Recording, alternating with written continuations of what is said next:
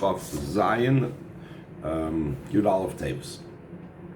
ויחי Yaakov בארץ מצרים 17 שנה, and Yaakov lived in the land of Mitzrayim 17 years. ויהי ימי Yaakov שני חייו 7 שנים וארבעים ומאה שנה.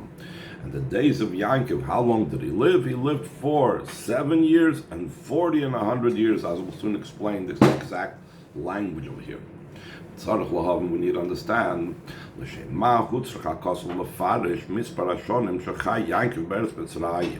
did the pasuk have to explain and the amount of years that Yaakov lived in the land of Mitzrayim, even if that information was crucial and vital.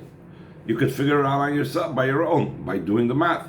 Lifnei was a race in the previous parsha.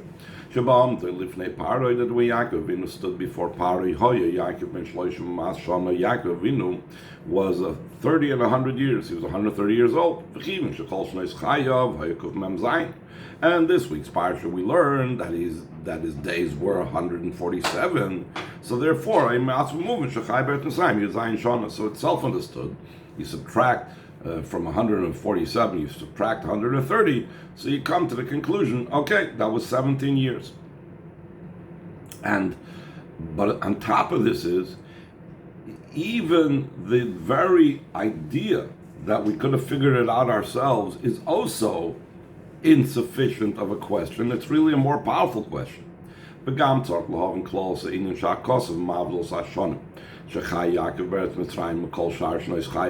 Why does the pasuk even go ahead and make a distinction between the years that Yaakov lived in Mitzrayim to the years that Yaakov lived in the rest of where he was the rest of his life, meaning Eretz Canaan and so on? We don't find this distinction made by any of the other of us, or even by the Shvatim themselves, to say these are the amount of years they spent in Canaan, these are the amount of years they spent in Mitzrayim. Avraham Avinu spent so much time here, he spent so much time there. Yitzchak spent, he didn't go out of Eretz Yisrael, he didn't spend so much time in Plishtim. It doesn't go into that. It's not seemingly of no significance to point that out. Here, the very fact that the Torah does point out that he lived 17 years in Mitzrayim is because there's a certain message over here that the Torah is trying to tell us about his life. Moving from this understood, from the fact that the Torah points this out, so from this it's understood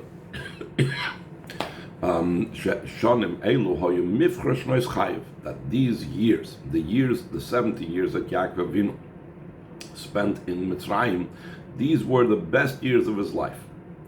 And here's the obvious question: the Lachura seemingly Eichi talking, how is it possible Yaakov Avinu Yaakov Avinu being the chosen one of the forefathers, so the choicest years of his life, the best years of his life, would be the 17 years they lived in the land of Eretz Mitzrayim, Ervas Haaretz, the most immoral place in the earth. Yaakov Avinu was a tzaddik. Yaakov Avinu being a tzaddik seemingly should be located in a place of tzidkus and so on, not in a place which is the opposite of it. And even if he is in a place that's opposite of being righteous and a tzaddik, seemingly he should be. That should not be his best years. Okay, he had to be there. He had to be there. That this is a very question also that the Tzemach Tzedek asked his grandfather, the Alter Rebbe, when he learned that pasuk in Chumash. He came home and he asked the Alter Rebbe, how can it be? How do we say that the 17 best years of Yaakov Avinu's life he lived in Mitzrayim? How does it make sense that of all places, Mitzrayim should be the place where he should live the 17 best years of his life? Also, 17 is the gematria toiv, the numerical equivalent of good, like the Balaturim says, and therefore it's even hinted in the fact that it was 17 years. Another question that Rebbe asks, and also we need to understand what it says in the counting of the years of the life of Yaakov, the way it counts his years. So it says, Sheva Shonim, Varboim Mas Shonim. First it says 7 years, which breaks that off by giving the word years after 7, and then 40 and 100 years. So first of all, the question is, Lama hivdil mispar amud Sheva Shonim, mispar amuruba, Varboim Mas Shonim. First of all, why did he make this break with the word Shonim between the small number of 7 years to the bigger number of 140 years? He could have said it, V'loi Omar, he didn't say Sheva v'arboim u'mias shana. He didn't say 7 and 40 and 100 years, which is also the way we say it by the Ovis. We'll soon explain some other differences from the way it's enumerated by the Ovis. Another problem, another difference that we find by Yaakov Avinu from the way it's by the Ovis. Why did the Torah precede the lesser number to the greater number? He started off with 7 years, and then he went to the 140 years. The Avram, not like in the number of the life of Avram, his years. That over there, when it talks about Avram, it says Ma'as Shana v'Shivim Shana v'Chamish Shana. That over there it says 100 years, 70 years, and 5 years. In other words, the question is that it's flipped around. You start off with the bigger and then the smaller. Now that I said wrongly yesterday that it was also, by the Ovis was all together, by Yitzchak it was together. No, by Yitzchak it was also separate, but Al Kulponim, each one was separate. Here, it was separate only the smallest number, and the 40 and 100 were together, plus another difference is we start off from the small and we go to the bigger, whereas by Avram we do the bigger and then we go to the smaller. Also by Yitzchak it says Ma'as Shana v'Shmainim Shana, 100 years and 80 years. Shemaktim as Mispar Amerubal and Mispar Amut. He precedes the greater number to the smaller number. So just to sum up, two questions over here. The differences between Avram and between Yaakov and the other Avos. First of all, why does he separate the smaller number from the greater number? He doesn't just say it all together. Another thing is why, even though the Avos do separate each one individually, but it's not small versus big. Every set of numbers is separate. The question is, why is it flipped around? And it starts off by Yaakov with the smaller number, which is 7, and then he goes to the 140, whereas by the Ovis it starts off with the 100, and then it goes to the 70, and to the 5, or the 100, and then it goes to the 80. Ice base, bottom of the first page. The idea behind this is the Yaakov who Yud Eikev. Yaakov is a combination of we can read it as Yud, heel. Hayud koyal neshama kfisha lamayla. The Yud refers to the neshama the way it's above. I'll soon explain why the Yud does that. Bechinas tahori, in its state of purity, like we say every morning in davening, neshama shenasat to be tahori. That's the pure state of neshama before it descends down here, before it even begins the process of descent. Hainu ba'olam atzilus, in the world of atzilus. So why is that signified by the letter Yud? Like we also mentioned in the previous mimer, Atzilus corresponds to the sphere of Chachma. When we divide the Olam according to the spheres, Chachma has to do with the world of Atzilus. And we know that Chachma, and therefore also the world of Atzilus, is Ois Yud Shel Shem Havaya. That's the letter Yud of Yud Kei Vav Kei. So the Yud part of Eikev indicates the Neshama the way it's in Atzilus. The Yud of Shem Yud Kei Vav Kei. Top of the next page, the Eikev Shu Seifar Regel, the heel. That the heel is the lowest part of the leg.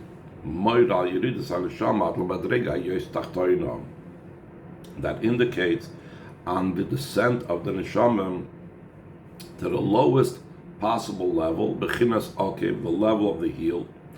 V'hainu, this means in the descent into a heel, Yud and Eikev together.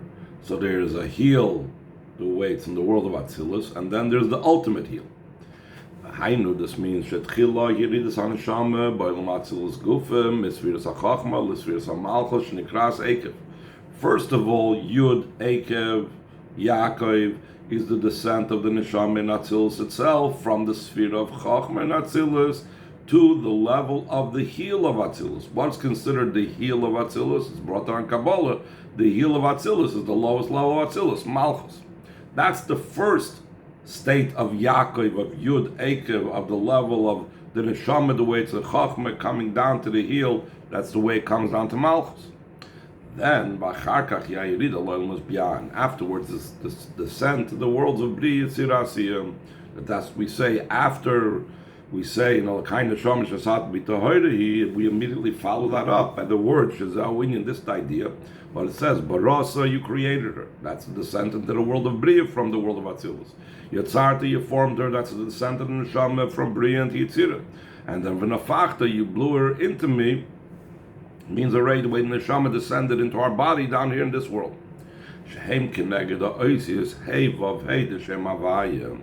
These three worlds of Barasi Yitzarta and Nafachta, Bria Yitzir Asiyah, correspond to the three letters of Hey Vav Hey, of Yud Ke Vav Ke, the Yud being the world of Atzilus, so Hey Vav Hey is going on to Bri Yitzir Asiyah.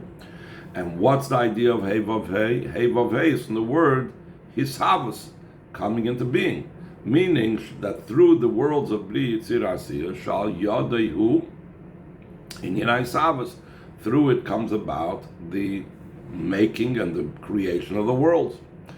You do it like it's known, Shaklolos in Savus, V'Klolos in Shtalshlos, the general idea of the worlds coming to being, the general idea of the chain order of descent of the worlds. Why they Dalad Oisius, Shevavayits, through the four letters Shemit Kivovke, Shin Yonam Hut Simtsum Vispashtos, Hamshacha Vispashtos. The idea of the four letters of Yitkivovke is as signified by the way they look, constriction and expansion, and drawing down and expansion. Yud shows in something that's completely constrained. It's only a point. Then you have the letter Hey, just the opposite of that. You expand it. Then you draw it down. And then after you draw it down, you have a further expansion. This is brought down in Chassidus that every type of hashpah that comes from higher to lower, whether from a Rav to a Talmud, whether in the creation of the world, goes through these four stages of Tzimtzum V'Yispashtus and Hamshacha V'Yispashtus, which are reflected in the letters of Yud Kei Vav Kei. In other words, the main point is that Yud Kei Vav Kei is indicative of the entire Seder Ishtalshlos of the world, the entire creation of the worlds. And that itself, that every single world afterwards transitions to another world, and the worlds themselves create things further. So he says, V'gam Yerida Zum, this descent as well comes about through Malchus in every world. Malchus of Bria is responsible for bringing further into Yitzira, and Malchus Yitzira brings further into Asiyah, and so on. So Chazel Inyan Akiv, it's again the idea of the heel. So we have another Yud Ekev, Yaakov, going from Yud, the level of Atzilus, into the Akiv, into the Malchus of Bria, into the Malchus of Yitzira, the Malchus of Asiyah, until we get to the actual heel. Because we said that what's the ultimate idea of the heel, just like the heel by a person is the lowest possible level of even the leg, which that itself is the lowest level of the body. So the same thing, there is Ekev, the Madrega Achi Tachtoino. What's the ultimate level of heel? Looking at it in the big picture of Seder Ishtalshlos, in this physical world, that there's nothing lower than this physical world. Concerning this, it says, and Yaakov lived Yaakov, the descent of the neshama, from the level of Yud to the level of heel, which is the composite that makes up the word Yaakov. It's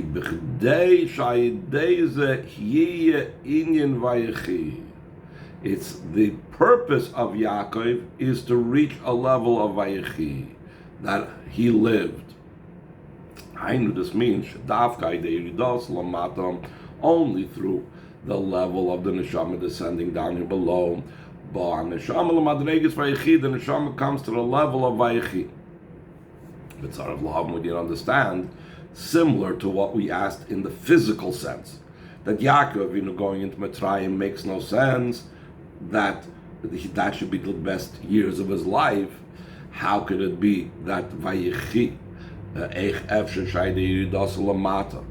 how could it be that when the Neshama descends all the way from Chachma Datzilus, all the way into this physical world, into the level of the ultimate heal, that the Neshama should reach the level of Vayichi, Al Derech Kuchas at Tzemach Tzedek Anal, similar to the question that the Tzemach Tzedek asked earlier about how can it be that in Mitzrayim Yaakov lived his best years? Seemingly just the opposite.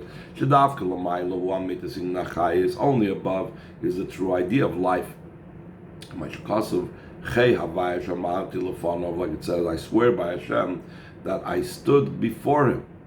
The koyal neshama that it's bilamayla, it's referring to the neshama while it was still above. Before it descended down here below. So I think he's making a play on the word chehavai. Chehavai means I swear by Hashem's life. But the main point is that where is true life, or the main point the Maimon is trying to bring out over here is, where is true life above? The ultimate level of life is Hashem. Seemingly, the further you get from Hashem's revelation, the further you are in feeling Hashem's life, the less you are alive. So how can we say that the neshama, only through going from Yud to Eikev, only going from Chachma to Atzilus, down to the ultimate level of the heal, the way it's down here in this physical world, that's when it's truly alive, that's when it's a love Vayichi. It doesn't make any sense. It seems to be contrary to the idea that the true life is above and so on. Ois Gimel, second page of the Maimon. Yuvim Bahagdim Mabir B'Maimon Mishnah is to be understood by first prefacing the explanation. And what the Mishnah states, it is greater 1 hour of tshuva in this world and the entire life, the world to come. Meaning, in the entire time of Gan Eden, that's where you have a greater level of, it's greater in many things. Though it says, in the continuation of this Mishnah itself, it says,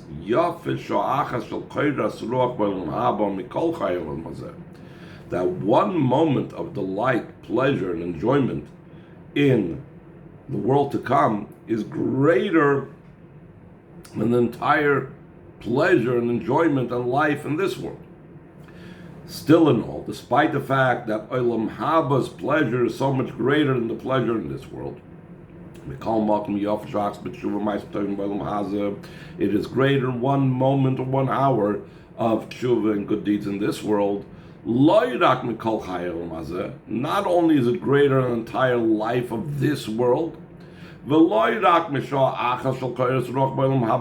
not only is 1 hour in tshuva in this world better than 1 hour of delight and enjoyment and pleasure in the world to come, but it's greater from the entire life of the world to come. So now he's going to ask a question about it. He hasn't really posed a question about this. So he's going to bring a contradiction that some Maimorim talk about this from other places, about the purpose of this world serving Olam Haba. That the reason we have to do Torah mitzvahs in this world is for the world to come, for Gan Eden, which seems to contradict what we just now said. But Tzarech Lav, we need to understand, although you do it, it's known, Sheklolos, avoid the Torah mitzvahs, tshuva, ma'asim Torah in the general service of Torah mitzvahs, with his tshuva and good deeds, with the lasses, levushim, and neshama, is to make garments for the soul. Through these garments, the neshama can have delight and benefit from the ray of Shechina and Gan Eden. Where do we see that the Torah mitzvahs build us up, give us this type of suit, of a protective suit to be able to receive the great revelation of God's light? Like it's brought down the Zohar explaining the pasuk of a very unusual type of expression that the Torah uses concerning becoming older. It says, Avram Zakin Ba Bayabim. Avram was old, he came into days. What does the expression mean, Ba Bayabim? Not only do we find by Avram Avinu this expression, David Ksiv, also in David HaMelech it says, David Zaken Ba Bayabim, King David was old and he was coming into days. Was a Namar Vayikrivu, you made David Lamos. And in continuation of this it says, and the days of David came close to passing away. Like it says in the Haftoida, just like in our parsha it says that the days of Yisrael, of Yaakov, came close to passing away, so too, in the Haftoida it speaks about that David HaMelech's days were coming close to passing. But the main question is, what is this expression, Baba Yamim? Comes the Zohar and says a very interesting thing. Be'inun yoimin Eloi. Avram was coming into these supernal days, these higher days, these elevated days. What is that? These greater and elevated days. Shehem malavushim the Torah mitzvahs. These are the garments of Torah mitzvahs. Are called the yoimin Eloin. These higher days. Shaloi haya levusha dechasrachul. Coming into the days, meaning he came into his Torah mitzvahs, that these are garments, and he was not lacking a single garment. He was not lacking a single mitzvah. Like it says, top of page 3. Like the Alter Rebbe writes in Igeres HaKodesh, the necessity for these garments of Torah mitzvahs, that we are told about it before their passing, before Avram Avinu, or when Avram Avinu was older and David HaMelech before he was passing away.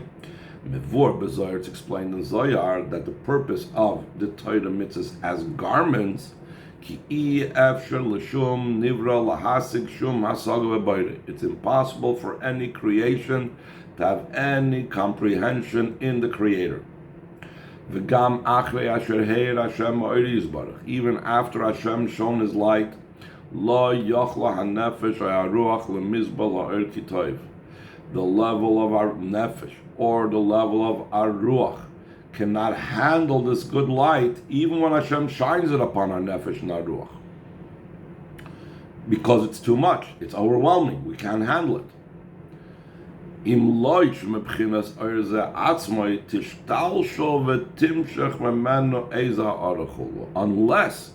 it comes down from this light, a particular ray, and what happens with this ray? Until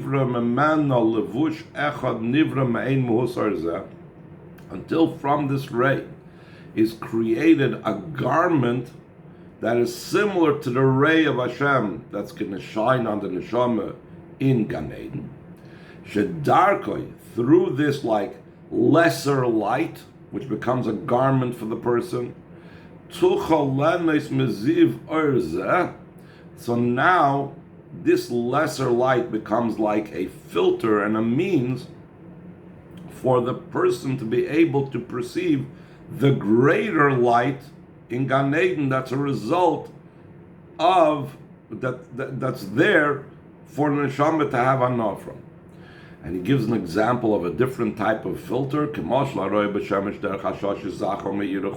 someone that's looking at the sun through a clear and luminous lens, a glass that filters out the sunlight when he wouldn't be able to look at the sun otherwise. Based on this, comes out as follows. We do Torah mitzvahs. The Torah mitzvahs create this filter. This draws down this lesser light, that through which this lesser light, it's possible for the neshama above to use that as a filter to be able to receive and not be overwhelmed by the greater light of Hashem that Hashem wants to impart on the nefesh and ruach and Gan Eden. So therefore, the Torah mitzvahs is to receive the light in Gan Eden. Well, according to this comes out, the entire idea of Torah mitzvahs is not a core and primary thing. It's not better than Gan Eden. Ela rak moidavar tafel. It's only like something that's auxiliary, something that's ancillary. The entire purpose of the mitzvahs are, I get the garments, this lesser light, and now I'll be able to receive the higher light of the world to come, of Gan Eden. Based on this, how did we say in the mission of Al Pizay and the Muvan, according to this, it's not understood.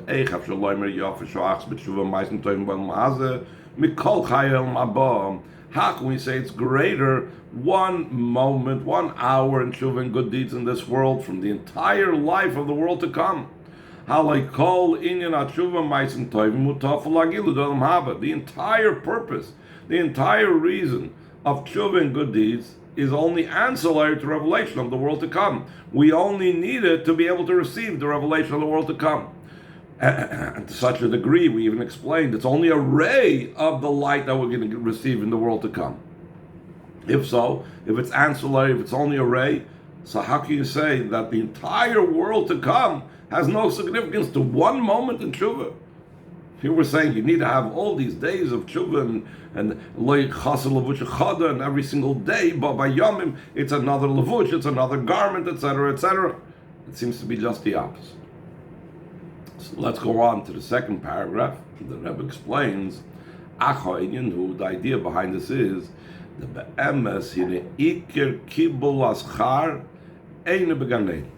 the true idea of receiving reward is not in Gan Eden. That's not where the reward takes place. Rather, the future in the world of Tchiyas HaMesim, only when the neshamas are already enclosed in bodies, not like they are in Gan Eden that are only neshamas alone. This means the revelation in Gan Eden is only a ray of their Torah and their Avodah. It's only a ray of the Torah and mitzvahs. You don't get the very mitzvah itself. The very mitzvah itself, the power of the mitzvah, the energy, the revelation of the mitzvah, that's something it's impossible to be revealed in Gan Eden. That is something reserved for one matchil. V'loy etzem mitzvah. The essence of the mitzvah itself, one does not receive in Gan Eden. V'ilu ikar schar mitzvah, as opposed to the main reward of the mitzvah, shezel in schar mitzvah. This is what it says, that the reward of the mitzvah is the mitzvah itself. Schar mitzvah, ya mitzvah atzma, that the reward of the mitzvah is the mitzvah itself. The hainu etzem ha'or shnim shechayde mitzvah, the essence of the light that comes about through the mitzvah, that is the main reward of the mitzvah. That's what it means. Schar mitzvah.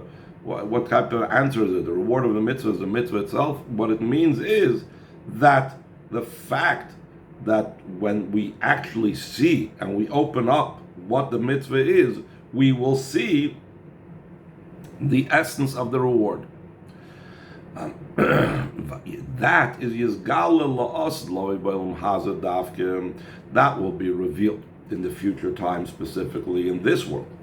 This means in the world to come, meaning Gan Eden, we only derive pleasure and benefit from the ray of the Shechina, Ziva, audible vad, only a ray.